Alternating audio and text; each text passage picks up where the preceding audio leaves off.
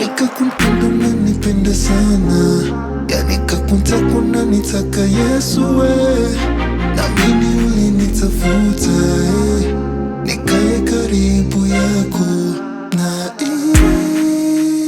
isi amani moyoni, na isi furaha moyoni, na isi amani moyoni, na isi furaha moyoni. Hey, it's Christmas vibe. Yes guys, Merry Christmas, Merry Christmas, Merry Christmas. Ndabifurije Noheli nziza mwese n'umwaka mushasha wa 2025. So welcome kandi kuri iyi podcast yanje, podcast igira gatatu.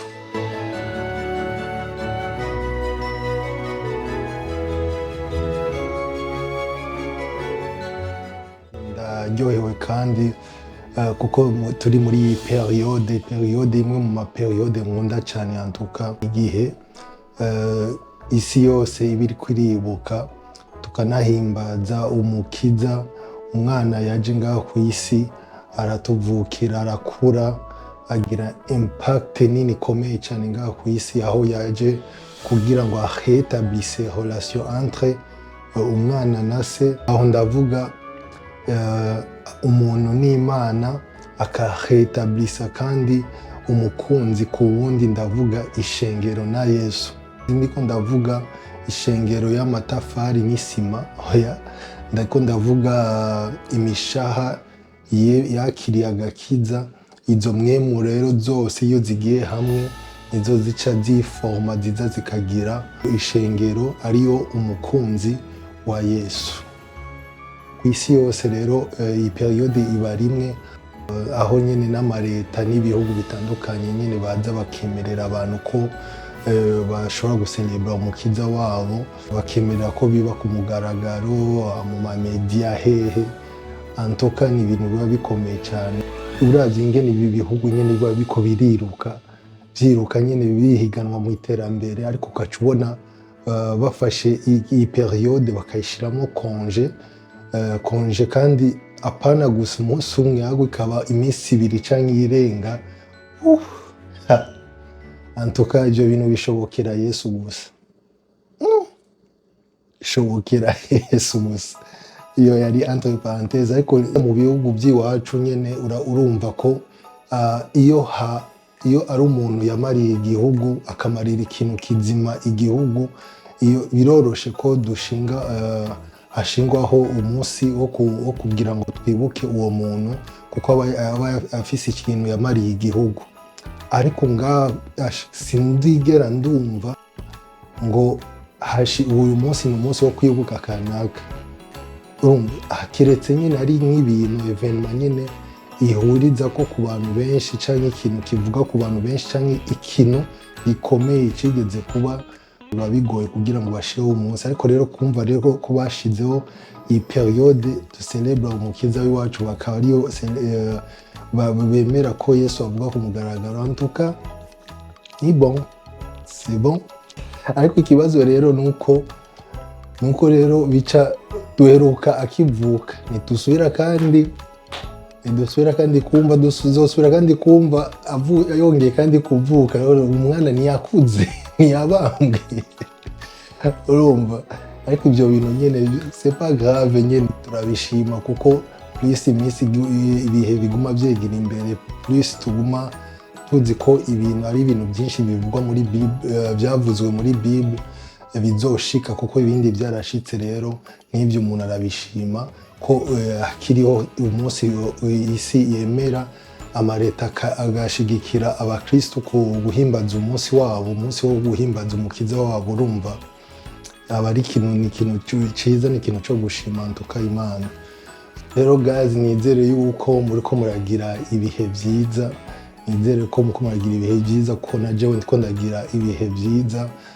Sino ko urumva ko nkunda umuntu akunda Christmas cyane, kuko n'isi nyine usanga isi isa neza, usanga nyine ahantu bagenda bahapendejeje. nagerageje gatoya mu minsi iheze nagize occasion yo kuja muri Medi Concert and Testimony hama ndagiyeho yagize concert ari kumwe n'abandi baririmbyi harimo Uwizeye Willy yes hamwe na Adrien hamwe na Gentil Misigaro hamwe n'abandi bakobwa barize kuririmba ibintu byari bimeze neza byari biriho twararyohewe twarahimbaje Imana. The Holy Spirit was there. Twarahimbaje turanatamba narakatitse urumva ko hagezeho nkatika ibintu biba byashushe ibintu biba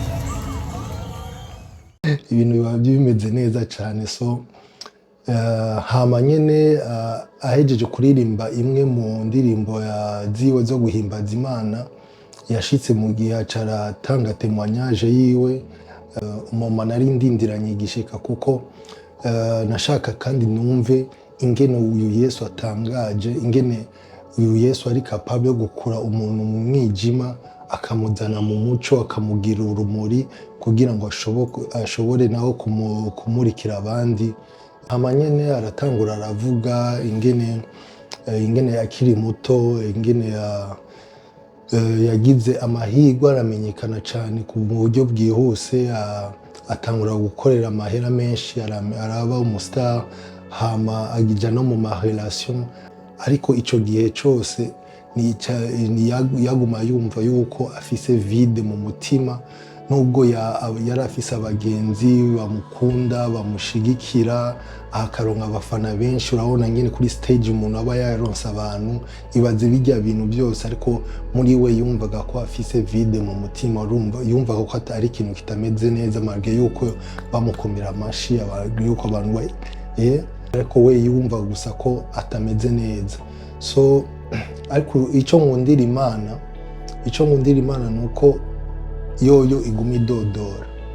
Handitse ngo Yesu avuga ngo ndi ku muryango ndiko ndadodora, uza kunyumva akugurura umuryango nzokwinjira iwe hama dusangire. Ariko wewe muri we yari yaramaze kwishiramo yuko yari yamaze kubwira Imana ngo azokorera Imana amaze kurenza imyaka 40. Urumva yoye umubiri utangiye kurekura buke, ariko Imana umunsi umwe iramugendera iramubwira ko ikeneye ubusore bwiwe, itamukeneye ashaje, ahubwo imukeneye akiri umusore akiri muto. Ikintu ciza nuko Imana iguma idodora, ariko hahiriwe uwugurura uwo muryango akareka Imana ikinjira mu mutima wiwe kugira ngo basangire urugendo. Kuko umuntu aronka ubuzima, uwo muntu ava mu mwijima amaso aruguruka, nyuma agaca atangura kugira kuronka ibyo yarabuze mu mutima, arico aho ndavuga amahoro, umunezero.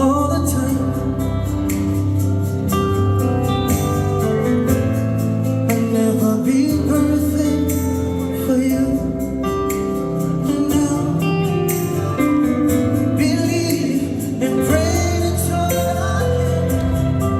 Right now, crying for you, waiting for you to come.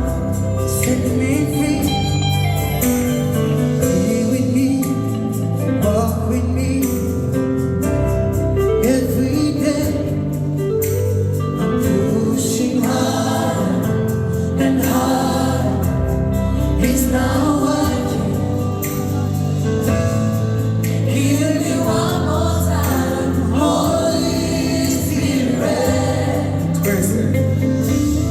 Holy Spirit, be my friend. All time, love around my soul, rescue me. Oh, touch me, oh. nibyo exactement byamubaye ko inyuma yo kureka Imana ikamurondera nawe akayigambukira arayumvira, yaciye atangura kumva yuzuye ubu arashingira inaye avuga ko nigeze agira aya mahoro afise uno munsi, nigeze aronka uyu munezero afise uyu munsi. Umva Imana, ico nico Imana ikora iyo yinjiye mu buzima bw'iwacu. Kandi ivyo ndabitahura kuko na jewe ndi muri iyo kategori ya music. Ari umunsi umwe nigeze kuja muri Bantu Boy, nari mfise indirimbo nari ngiye gukorerayo, hamamura na ba Fizo na Peniel producer n'abandi. Hama twicaye turiko turaganira imbere yuko tuja muri studio na Peniel. Turaganira sinzi ngene hajemo ikiganiro cyo kumbaza imyaka maze muri music. Ndamubwira ko maze imyaka irenga 10. Ico gihe twari turi muri 2019. Ibaze rero ndamubwira ingene natanguye umuziki muri 2007, aho indirimbo ya mbere nayikoranye n'umugenzi wanje yaravuye muri South Africa. Ico gihe niyo natanguye kabisa byo kuri umuziki, naho ndawukunda, ariko ico gihe niyo natanguye umuziki nangura kwinjira muri music. Ebana ndabandanya urugendo, nkomeza urugendo y'ama studio, nararondera ama studio akora quality nziza ya music, aba DJ nama ndabarondera, aba promoters nkabarondera, ariko hari ahantu narenga nkaca nibaza none ibi bintu ni ibiki.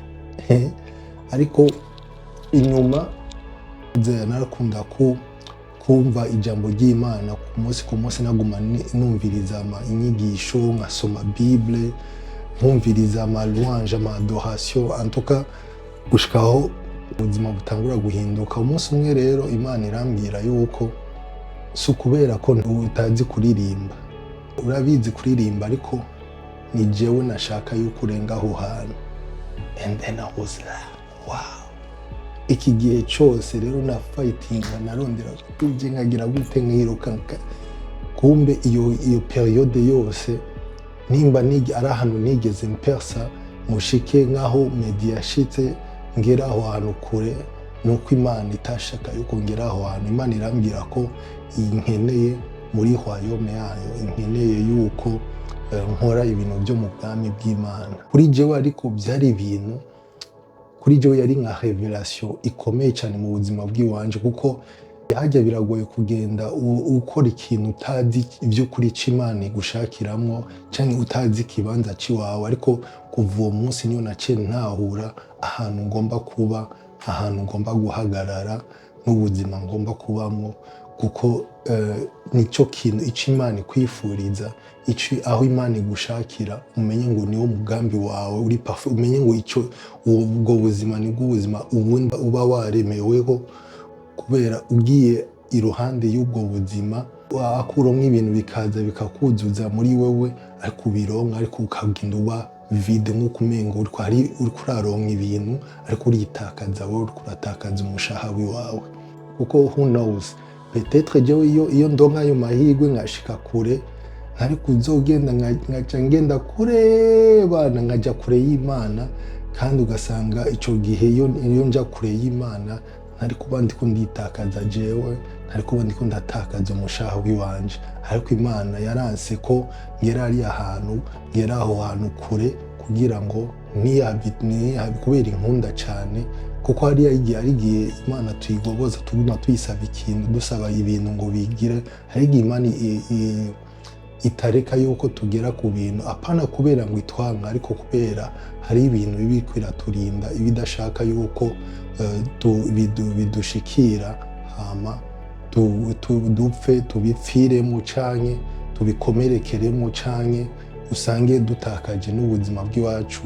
Urumva ko jewe kuri jewe antuka ndashima ahantu ndi umukuri uno munsi, ndashima kuko inyuma yo kumvira, iyo wumviye Imana urabona no kuboko kwayo kuguherekeza. Je ico gihe ndavyibuka Imana yabimbwiye nkiri Burundi, yabimbwiye ntariko ntazi, kambwira nyene ibintu byinshi, ari amabanga menshi Imana yambwiye ko ahantu ndi uno munsi, ahandi today, ahantu mpagaze uno munsi, ibi bintu Imana yari yarabimbwiye. So guys, Imana ndiko ndababwira ni Imana ikora, ni Imana ivuga igashira ibintu mu bikorwa, iyo ubaye obeyisa, ukayumvira, ukagendera mu jambo ryayo, kuko Imana iratwemerera ibintu, ariko ibyo bintu bija muri forme, ibyo bintu ibishira mu ngiro mu gihe natwebwe pari iwacu tuba twayujuje, kuko Imana nishobora kureka tuje mu bintu itaradutravaya twebwe. Nimba Imana idukunda cyane, nishobora kureka tuje mu bintu dushobora kuvunikiramo canke tugakomerekeramo, kandi ariyo nyene iba yabiduhaye ibyo. Ego ari abapagani nyene Imana irabaha ibintu, kuko aravuga ati bariya nta kundi. Niyo mpamvu ubona ushobora kubura iruhande ukavuga ati none kuba ari abapagani Imana ibahereza iki? Iyo umuntu Imana yamaze kubona ko uyu muntu naho byogenda gute, umuntu adashobora kumvira Imana, ico gihe Imana irakuraho amaboko. Ariko Imana muri mu ijambo ry'Imana iravuga ko ari Imana igirira neza abeza n'ababi. So ntuzotangare ubona ko ari umuntu atemera Imana kwibaho, ariko akaronka amahera menshi, akaba mu miliyarderi, akaba muki. Imana ni Imana igorera neza, kujya kwimvura, iyo imvura iguye idacagura ngo nguye reka ngwe kuri iyi nzu y'uyu sinigwe, canke ngwe muri imvura ije ikagwa, igwa hose, abantu bose, igwa mu mirima yose, abantu bose bakimbura. Ntiraba ngo uyu muntu umupagani sizopfa nguye ngaho, bitebe bitebuka imvura iragwa, kuko niko bimeze, nicagura. Rero n'Imana nicagura, ariko ku bana bayo haba exception. Ku bana bayo, iyo umuntu yamaze gucika umwana wiwawe, ntushobora kumuha ibyo ari byo byose. Urashobora kugenda mwibarabara ukabona abana bo mwibarabara bagusabye ikintu, urakuraho amahera ukabahereza, utitayeho n'ibyo baza kugura mu nyuma gishobora kubadetwiza, kuko ushaka gufasha uvuga ati none ko ari mwibarabara ndabigenze gute? Nta kundi. Ntushobora kwiyumvira ngo araza kugira gute, kuko nubwo uwo muhereza 100 canke ukamuhereza 1000, amajana 5 akayafunguramo, ayandi majana 5 akayagura ibiyarura mutitwe, canke akagura ibintu biza kumudetwiza. Ubuzi ko yamba yafunguye ibindi nabyo kurikirana, ariko umwana wo mu nzu iwawe, umwana ari mu nzu, ikintu uzi ko ntushobora kumuhereza ikintu uzi ko ico kintu kigomba kwishobora kumudetwiza. Exactement niko Imana nayo imeze. Imana nishobora kuguhereza umwana wiwe, nishobora kuduhereza ibintu izi neza yuko ibyo bintu bishobora kutugira ingaruka mbi. Iyo ni case yanjye, ariko ukuboko kw'Imana si kugufi kugira ngo ushikire umuntu aho yoba ageze hose amugarure.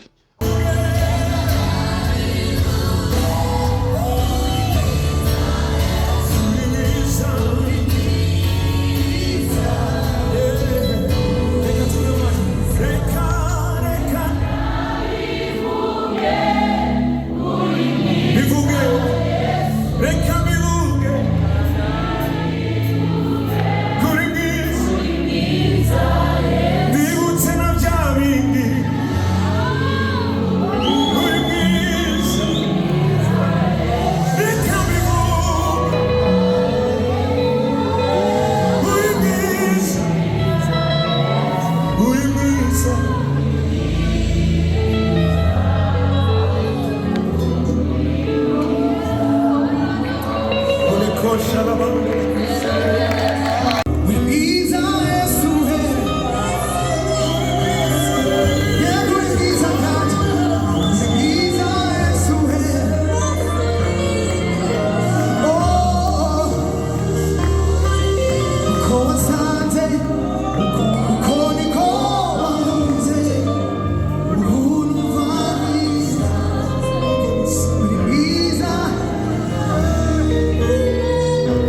Amaso yanjye yabonye ubwiza bwawe, iyo ndirimbo yanjye wiza Yesu we.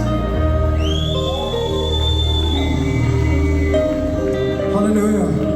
Wiza Yesu we. Hallelujah. Wiza Yesu we.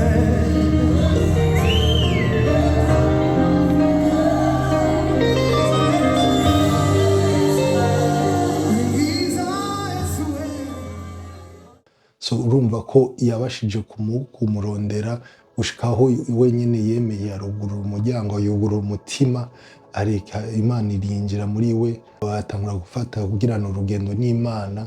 Ariko kandi uno munsi akaba ari umuntu yishimiye kuba afise amahoro n'umunezero muri we. Haleluya. Urumva ko ni ibintu byo gushima cyane kabisa. Ni cyiza nuko we muri we yaronse kiriya kintu yarabuze, kiriya kintu igihe yajya kurondera ayo mahera, arondera success, yakibaza ko ari byo bintu akeneye, ariko mu nyuma aza gusanga yuko by'ukuri ari Imana yari akeneye. Urumva ko Imana niyo yaciza yuzuza iriya vide, hama amahoro arasasagara mu mutima, urukundo, joie. Wow.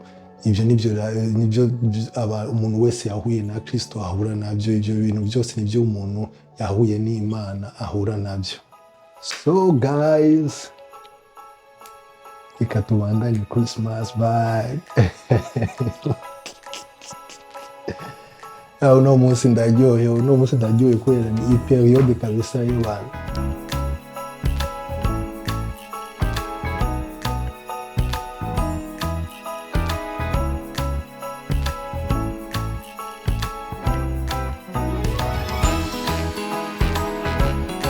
Rero munkundiye kandi ndabifurize Noel nziza, umwaka mushasha. Ndabashimiye cyane kuba mwongeye kandi kuza kuraba indi podcast nakoze.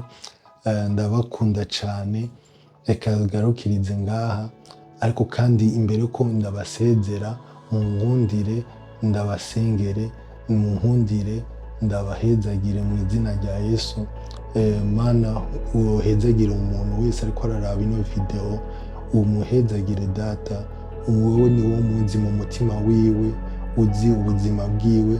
Ndamushize imbere yawe Data. Umuntu wese akemera yuko uza mu buzima bwiwe Data, winjire umugirire neza, umuhezagire Data. Kuri umwaka ndagushimiye nyine wamurinze, ariko kandi ndakweretse umwaka wa 2025 Data, umugirire neza, umuhezagire Data. Ni wowe uzi inzira, ni wowe uzi ingene uba waremye umuntu, uzi misiyo uba wamuhaye Data. Umuhereze kuyitahura iyo misiyo, umugirire neza, maze umuherekeze gushika ku munsi wa nyuma. Data abane nawe, amenye amahoro, amenye urukundo, amenye na benediction financière mu izina rya Yesu Kristo. Amen. Guys, ciao and merci beaucoup. Iyo samusaba